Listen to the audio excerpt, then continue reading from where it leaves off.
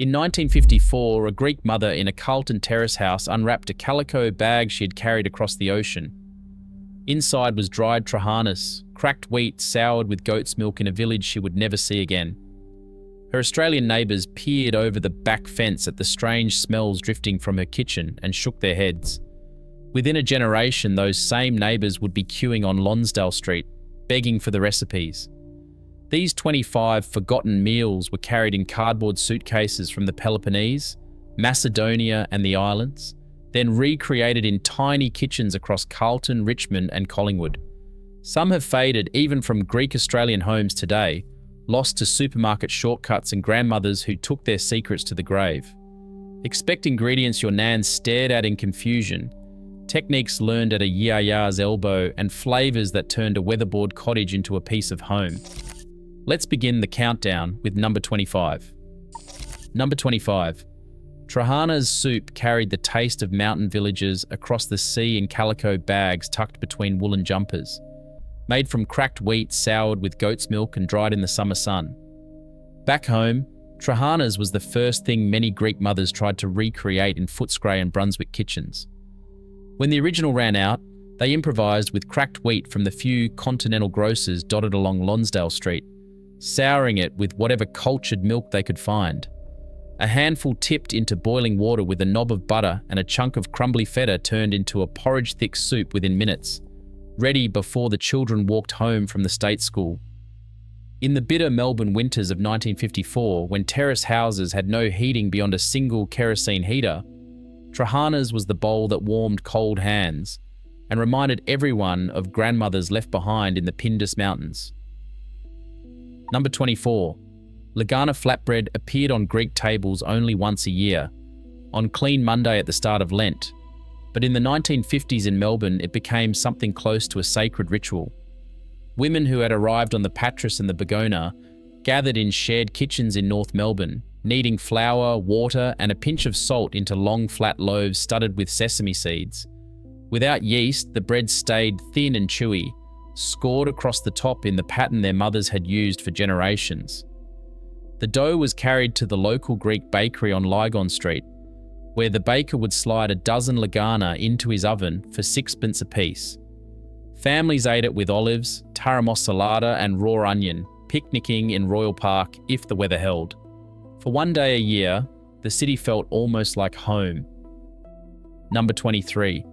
Patsas tripe soup was the meal Greek men ate 3 in the morning after long shifts at the abattoirs in Newmarket.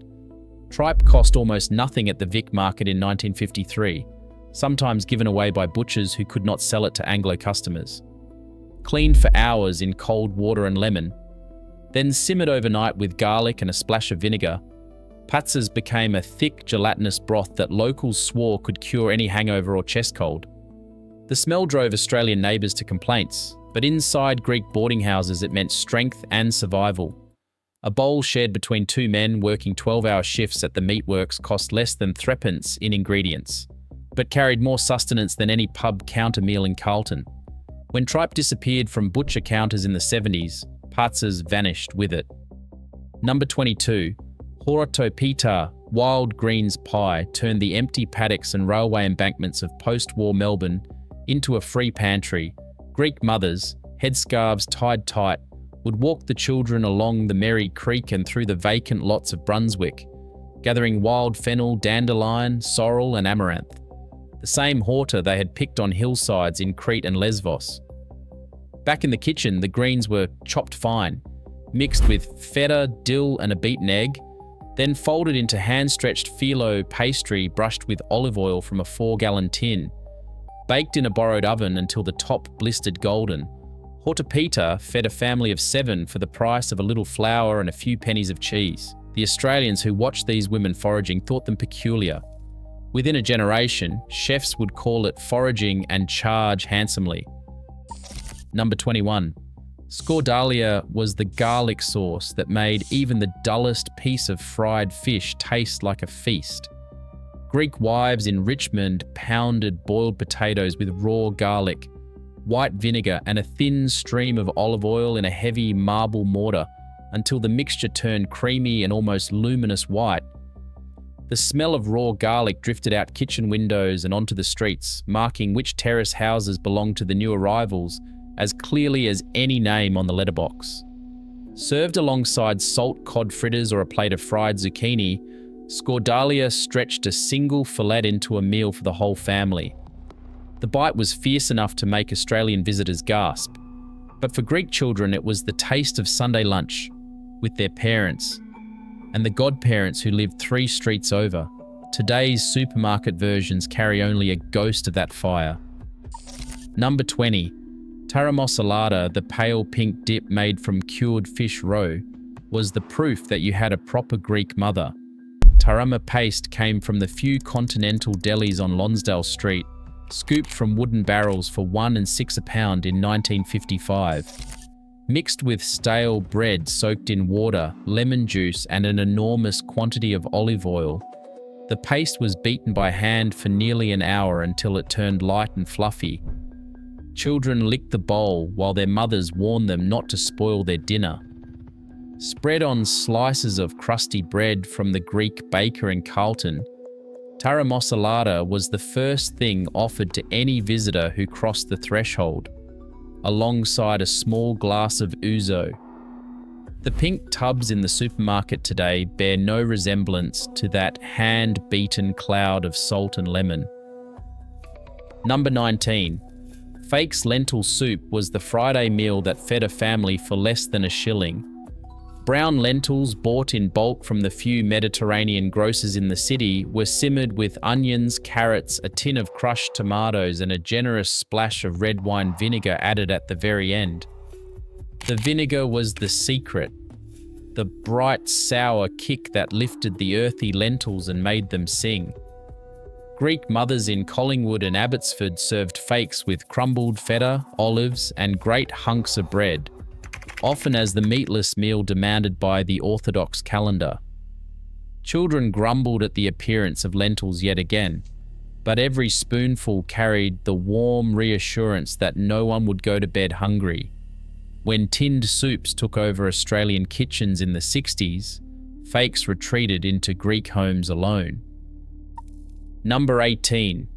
Riva Thada chickpea stew was the Saturday night into Sunday morning ritual of the islands, kept alive in the back kitchens of Northcote and Thornbury. Dried chickpeas were soaked from Friday night, then layered in a heavy clay pot with onion, lemon, olive oil, and bay leaves, sealed with a lid and slid into the dying embers of the wood stove before bed. Eaten with a wedge of lemon, raw onion, and bread, it was the meal that Greek women carried to church in lidded enamel pots, ready to feed anyone who walked through the door after liturgy. The slow ritual of overnight baking did not survive the arrival of microwave ovens and quick weeknight cooking. Number 17. Briam was the Greek answer to the British casserole, a tray of summer vegetables drenched in olive oil and slow roasted. Zucchini, potatoes, capsicum, eggplant, onions, and tomatoes were sliced thick, tossed with garlic and oregano, and baked for 2 hours until the edges caramelized and the juices pooled into a rich, sweet syrup. In 1956, when the Vic market overflowed with cheap end-of-summer produce, Briam fed a family for a few pennies and filled the kitchen with the smell of a village square in August. Greek mothers served it with bread and feta, sometimes nothing else. Australian neighbours who were invited in left baffled by a meal with no meat, yet they remembered the flavour for years afterwards. Briam quietly taught Melbourne that vegetables could be the centre of a plate, not just a side. Number 16. Jamista, the stuffed tomatoes and capsicums of every Greek summer, became a staple in Brunswick gardens, where every spare patch of soil held tomato vines. The hollowed-out vegetables were filled with rice, mint, parsley, and a small amount of mince when the family could afford it. Then nestled into a baking dish, with potatoes wedged around the edges and drizzled with so much olive oil it puddled in the bottom. Slow baked until the tomato skins blistered and split, jamista was eaten lukewarm with bread and feta, never piping hot. Greek mothers swore that the dish tasted better the next day, and packed leftovers into lunch boxes for husbands working at the the Ford plant in Geelong. The version sold today in Delis bears little resemblance to those slow-baked, oil-drenched originals from the gardens of Sydney Road. Number 15. Uvalakia avgolomono was the meatball soup that healed every fever and every broken heart. Small balls of mince, mixed with rice and herbs, were simmered gently in broth, then thickened at the last moment with a tempered mixture of beaten eggs and lemon juice. The trick was the temperature. Hot enough to thicken, but never so hot the eggs scrambled. A skill passed from mother to daughter in nervous whispers over a wooden spoon. Greek mothers in Richmond made uvalakia for sick children, for tired husbands, for anyone who needed comfort. The lemony broth, bright and silky, was unlike anything Australian cooks had ever tasted. A bowl cost almost nothing to make, perhaps 4p in mince and a single lemon, but it carried the flavour of the entire Eastern Mediterranean. Few things in modern Greek-Australian kitchens still taste so unchanged. Number 14. Keftedes were the meatballs that turned a single pound of mince into a meal for 10. Greek wives mixed beef mince with grated onion, stale bread soaked in red wine, dried mint, and a generous handful of oregano. They shaped the mixture into small, flattened patties. Fried in olive oil until dark and crusty on the outside, keftedes were piled onto a plate with lemon wedges and eaten with the fingers, picnic style, on the back lawns of Coburg. At name day parties and christenings, platters of keftedes disappeared faster than anything else, snatched up by Greek and Australian guests alike. The mint was the giveaway, the unexpected flavour that made Anglo visitors ask what was in them. Greek mothers smiled and never quite told the truth. The recipe stayed inside the family, written in pencil in the margins of old prayer books. Number 13. Biefteki was the bigger, flatter cousin of the keftedes, sometimes stuffed with a cube of feta hidden in the centre. Cooked over charcoal in backyard braziers built from old 44-gallon drums, bifteki turned the warm summer evenings of Brunswick into outdoor feasts that drew curious neighbours over the fences. The feta inside melted as the patty cooked, oozing out at the first bite in a way that made children squeal and adults reach for bread to mop the plate. Served with a wedge of lemon, a pile of chips, and a tomato salad, bifteki cost little and felt like a celebration. The smell of charcoal and oregano drifting across the suburbs in 1957 was the unmistakable signal that the Greeks had moved in. Anglo Melbourne, raised on chops under the grill, had simply never tasted meat treated this way. Number 12. Stefado was the slow-cooked stew of pearl onions and beef that simmered for entire afternoons on the back of the stove. Greek wives bought the cheapest gravy beef from the butcher at Vic Market, sometimes for as little as 1 3 a pound in 1953, and braised it for 3 or 4 hours with cinnamon sticks, bay leaves, red wine vinegar, and 1 kilogram of small whole onions. The cinnamon was the shock, a sweet spice in a savoury stew that no Australian would have dreamed of. Yet it transformed the cheap meat into something rich and almost medieval. Served over rice or with crusty bread, Stefado was the Sunday meal that filled the house with a perfume that seeped into curtains and clung to woolen cardigans.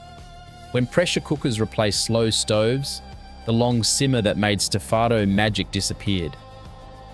Number 11. Kokoretsi was the dish Australian neighbours pretended not to see.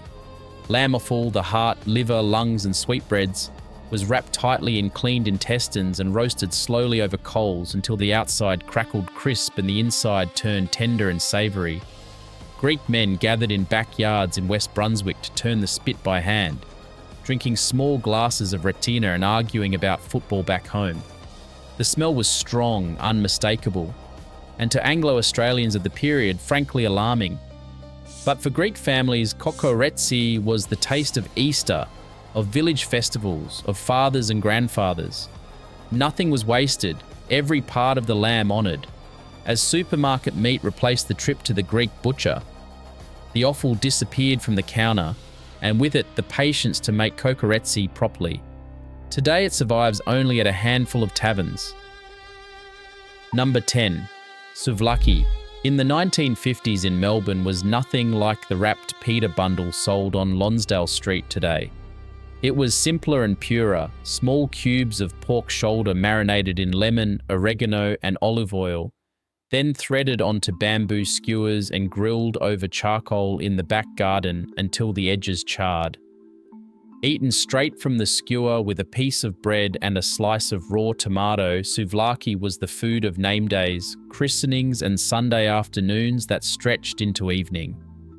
The pork came from the small handful of butchers in Richmond who would cut it Greek style for the new arrivals, often for less than 2 shillings a pound.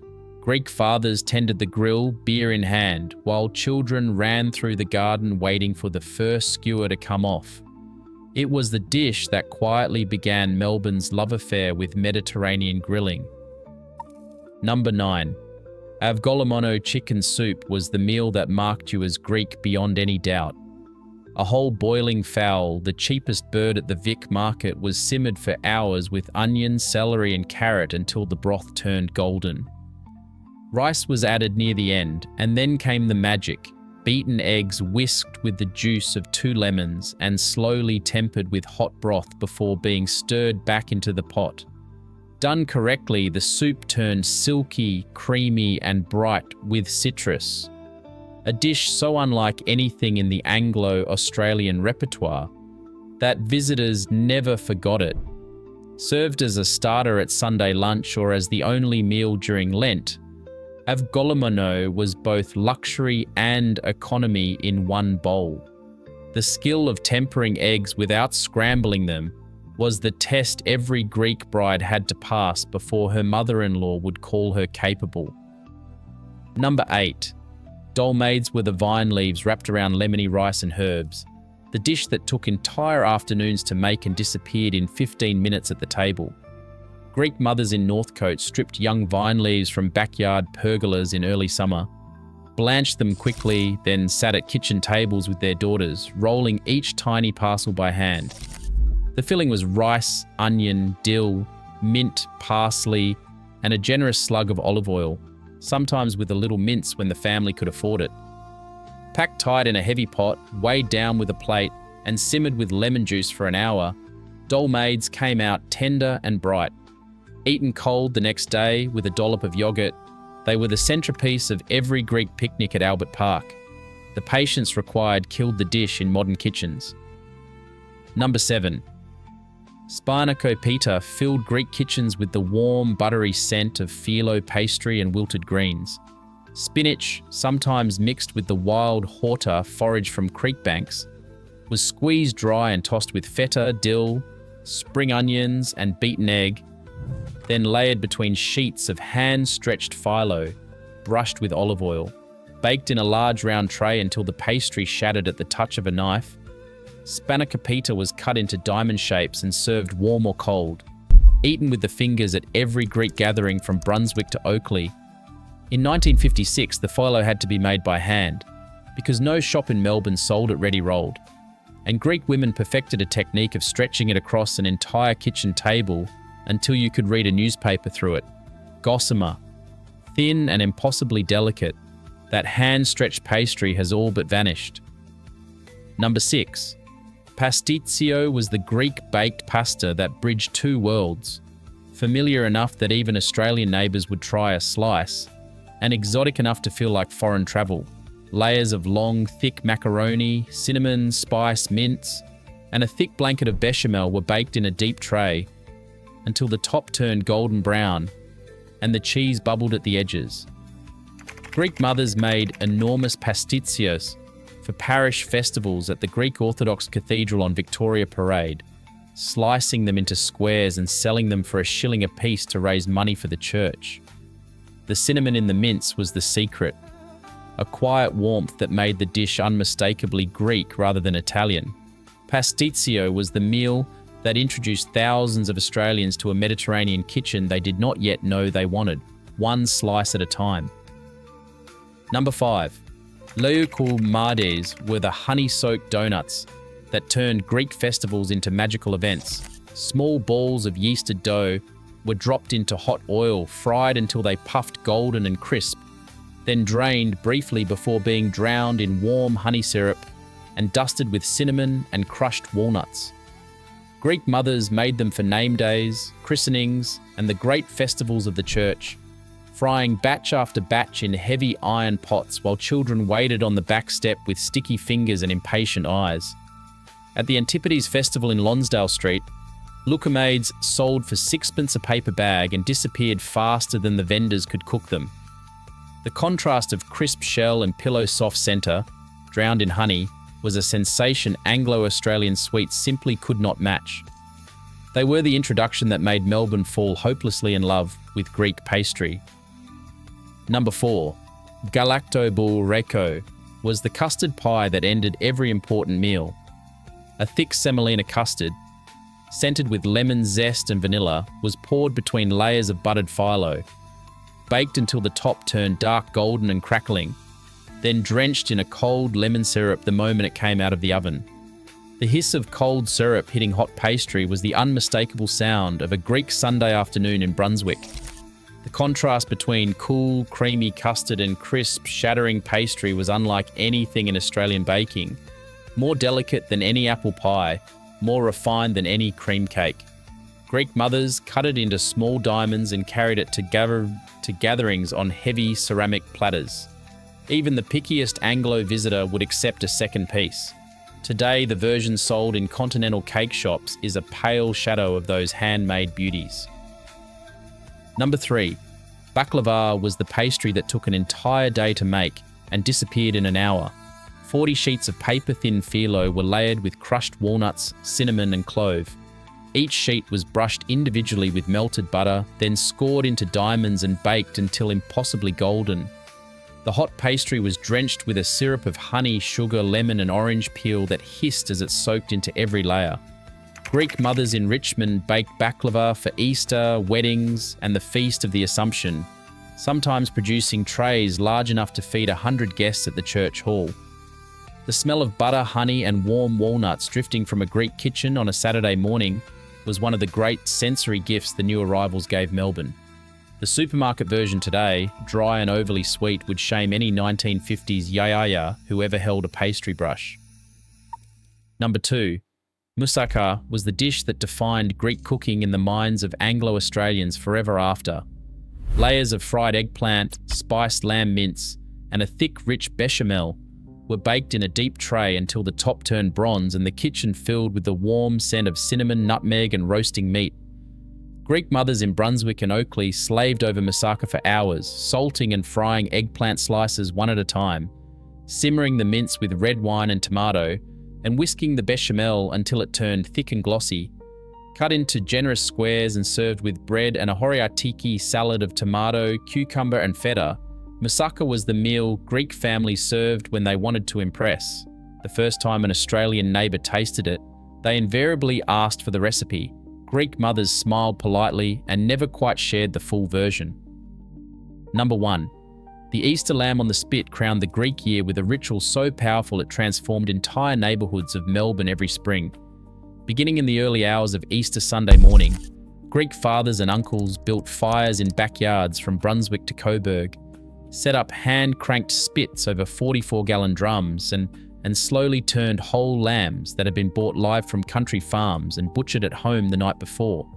Basted constantly with oil, lemon and oregano, the lamb cooked for 6 or 7 hours, while the men drank ouzo and the women laid tables under fig trees with platters of tzatziki, dolmades, spanakopita and bread. Children ran wild between yards, cracking red-dyed eggs against each other in the traditional Easter game. The smell drifted for blocks, drawing curious Australian neighbours over fences. By 1958, those neighbours were being invited in, handed a glass of red wine and a piece of crackling-edged lamb, and witnessing for the first time what a real feast looked like. It was more than a meal. It was the moment Greek Melbourne announced itself to the city, proudly and without apology, and the moment the Australian table began its long, slow transformation into something richer, warmer, and more Mediterranean than anyone in 1950 could have imagined.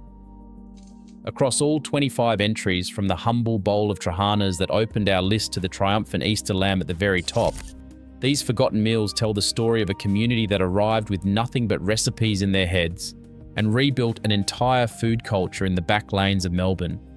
The slow stews, the hand-stretched pastries, the foraged greens, the offal dishes Australian neighbours could not stomach. All of them represent a generation that refused to forget where they came from. Many of these dishes have faded from everyday Greek-Australian kitchens too, lost to busy schedules, supermarket shortcuts, and grandmothers who took their secrets with them.